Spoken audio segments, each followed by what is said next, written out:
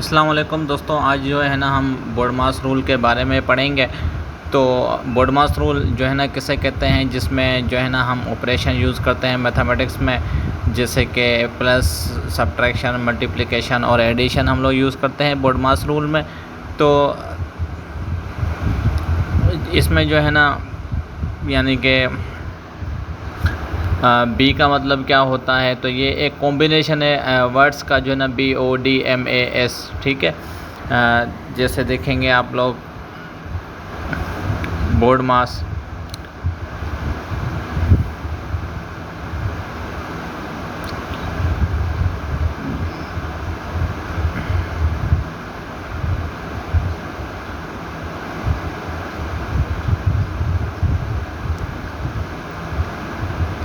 M से क्या आता है, इस तरह से A से जो है ना क्या आता है और S से क्या आता है।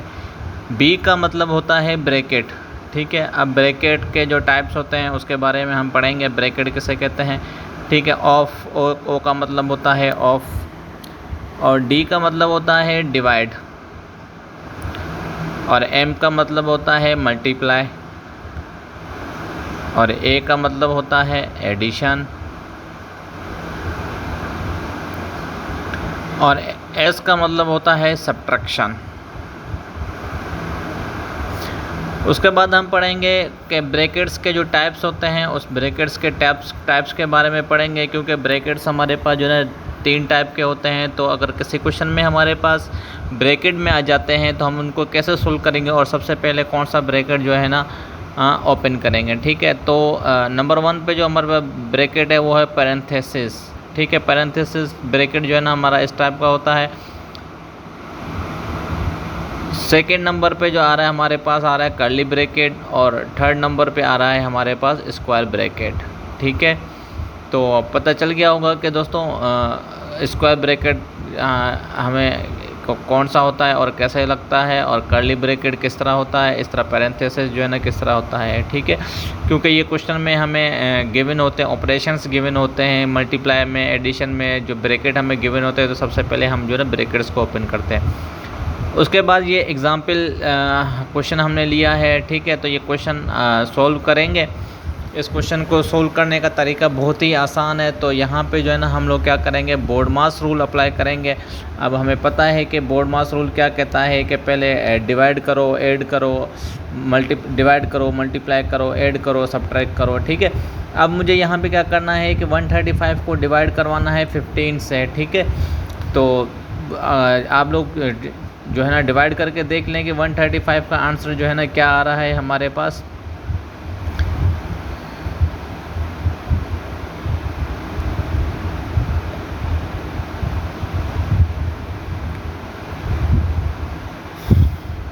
ठीक है, देखें 135 को जो डिवाइड करेंगे 15 से, तो हमारे पास जो आंसर आएगा वो बिल्कुल जो है ना 9 के इक्वल आएगा, ठीक है।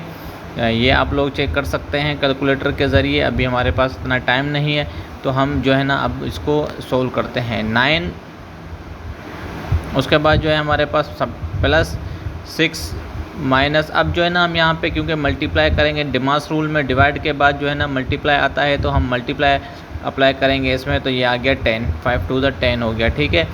अब यहाँ पे कन्फ्यूजन होने की कोई ज़रूरत नहीं है, क्योंकि देखें डिमास रूल में कह रहा है कि सबसे पहले ऐड करो, उसके बाद मल्टीप्लाई करो, ठीक है।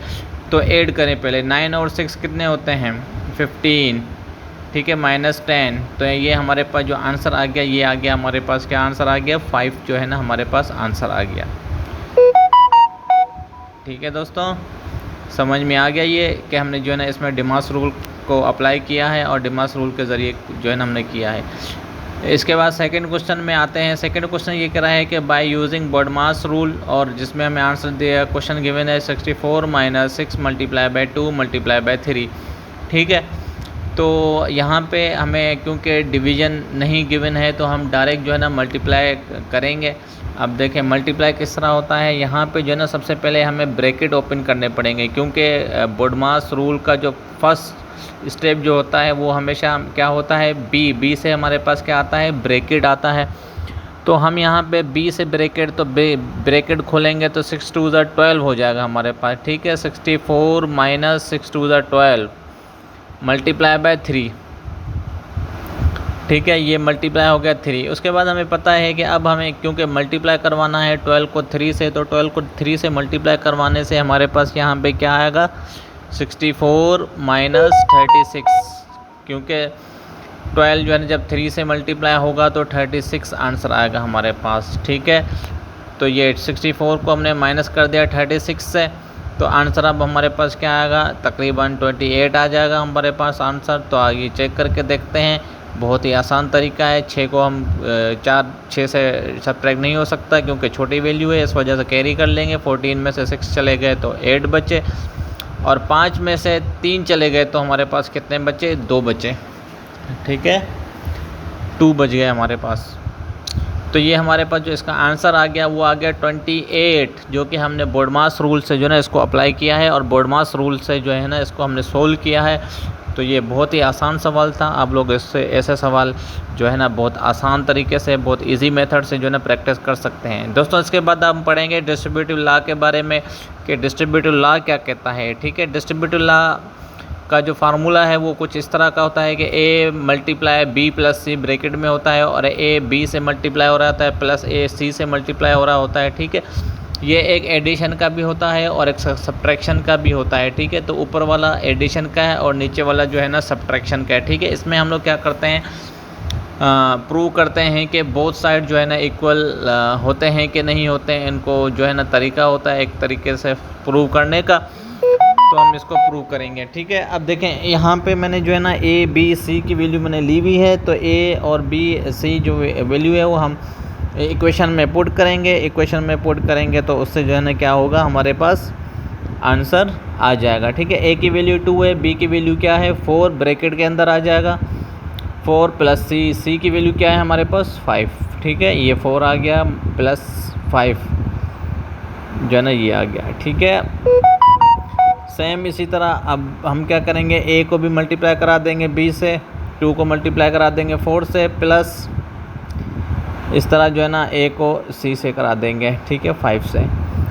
तो आइए चेक करते हैं, अब चेक करके देखते हैं कि ये किस तरह होता है, ठीक है। तो 2 4 8, 2 5 10, 8 और प्लस 10 कितने हो गए 18। देख लें आप लोग, सोल्व करके देख लें। 18 5 2 10 हो गया। सेम इस तरह ये 18 हो गया, ऐड करेंगे तो लेफ़्ट हैंड साइड हमारे पास 18 आ गया। अब राइट हैंड साइड को हम चेक करेंगे तो हमारे पास आंसर आ रहा है सेम 18, ठीक है। हमारे पास क्या आ रहा है 18 आ रहा है आंसर, ठीक है। आप देख लें 18 आ रहा है, राइट हैंड साइड और लेफ़्ट हैंड साइड दोनों जो है ना हमारे पास 18 आ रहा है, आप लोग देख सकते हैं, ठीक है।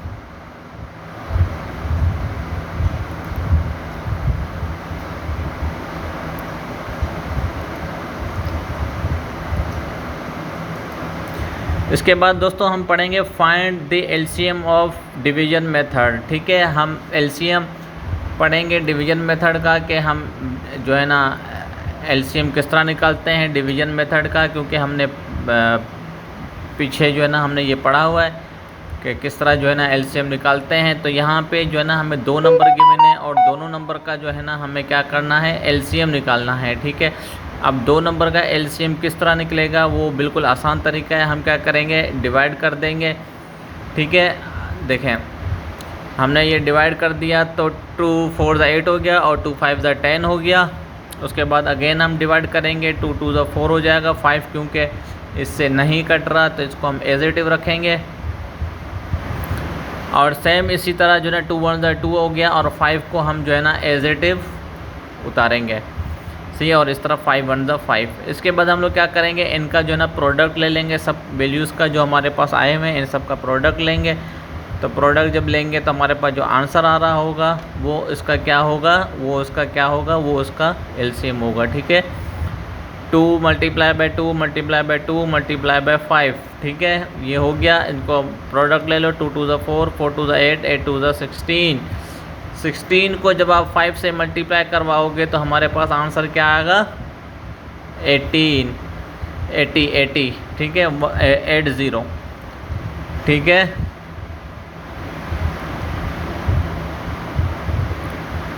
तो ये हमारे पास क्या आ गया, ये हमारे पास 80 आ गया, ठीक है, जो कि हमने एलसीएम निकाला 16 और उसका किसका 16 और 20 का अगर हमने एलसीएम निकाला तो हमारे पास क्या आ गया 18 आ गया।